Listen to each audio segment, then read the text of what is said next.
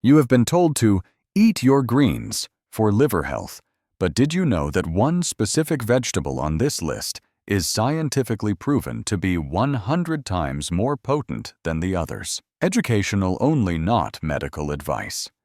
Today, I am ranking the top 5 cruciferous vegetables specifically for liver detoxification. We are looking at data, not just hype. Most people are eating pounds of the wrong vegetable when they could eat just 1 ounce of the right one. Stay tuned for number 1. Welcome back to TEFA. Your liver is a chemical factory that performs over 500 functions. To filter toxins, it uses a 2-step process. Phase 1 turns toxins into active intermediates, and Phase 2 neutralizes them. Here is the data problem. If Phase 1 is fast, but Phase 2 is slow, you actually accumulate more oxidative stress. You need specific compounds called isothiocyanates to speed up Phase 2. While all cruciferous veggies contain these compounds, the concentrations vary wildly. We are ranking them based on glucosinolate density per calorie. We want maximum detox power with minimum digestive stress. Let's start with the heavyweights that require careful handling. Number 5 is Brussels sprouts. Data shows that Brussels sprouts contain nearly 220% of your daily vitamin C requirement in just 1 cup. This high vitamin C is crucial because it protects glutathione, your liver's master antioxidant, from oxidizing too quickly.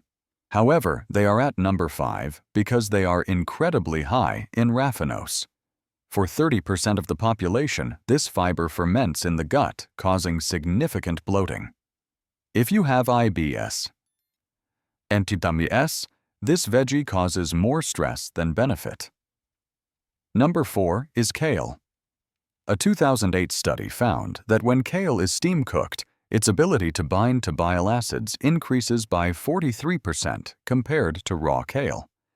This is a massive difference. Bile acid binding is how your liver excretes cholesterol and toxins. By steaming your kale, you are mathematically improving your detox efficiency by nearly half. Raw kale is okay, but cooked kale is scientifically superior for this specific function. But there is a salad green that protects the liver in a different way. Number 3 is arugula, also known as rocket. Unlike the dense fiber in kale, arugula is 90% water, but packed with erucin. Erucin is a compound similar to sulforaphane, but with a longer half-life in the body. Furthermore, arugula is rich in dietary nitrates. Studies suggest these nitrates improve blood flow to the liver, ensuring that the organ gets the oxygen it needs to filter blood. Because it has very low fermentable fibers, you can eat it daily without the raffinose bloat. It is the most statistically safe option for sensitive stomachs. But what if you made the mistake of boiling your broccoli and killing the nutrients you need? The Enzyme Rescue vegetable. Number 2 is the radish. This is not just a garnish. It is a chemical catalyst. Here is the science. Boiling broccoli for just 1 minute destroys about 90% of the enzyme myrosinase. Without this enzyme, you absorb almost zero sulforaphane. However, a study showed that adding just a small amount of raw radish to cooked broccoli restores the sulforaphane absorption by up to 400%. The radish acts as a donor, providing the enzyme that the broccoli lost. You don't need a lot, just 1 or 2 slices is enough to multiply the nutritional value of your entire meal by 4 times. Now we reach the statistically most powerful vegetable on Earth. Number 1 is broccoli sprouts. Researchers at Johns Hopkins University made a startling discovery. 3-day-old broccoli sprouts contain between 20 to 100 times more glucoraphanin than the mature plant. Let's put that into perspective. To get the therapeutic dose of sulforaphane used in clinical studies, you would need to eat about 1.5 pounds of mature broccoli. That is physically difficult. Or you could eat just 1 ounce of fresh sprouts. That is a single tablespoon. In terms of efficiency and liver support per calorie, nothing else comes close. It is the mathematical winner. But before you start eating these, we must look at the thyroid data. There is a fear that these veggies harm the thyroid. Here is the reality.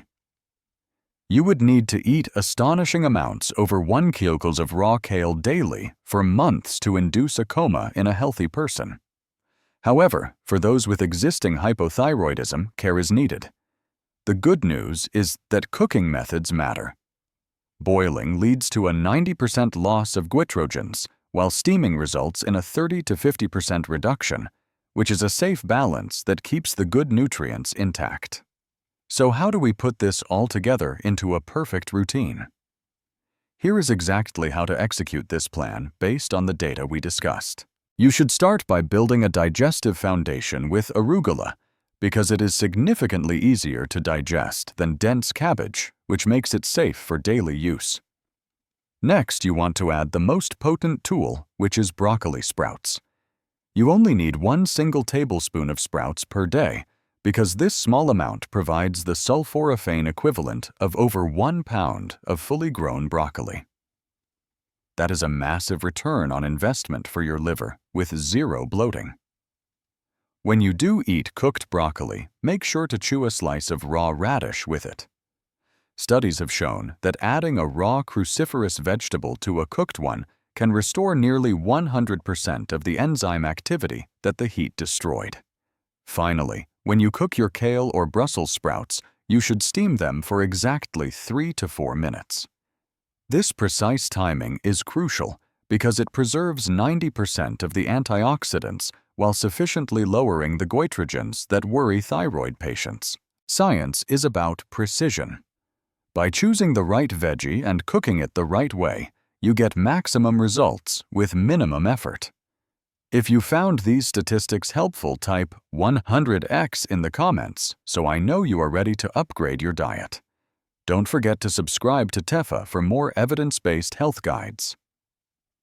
See you in the next video.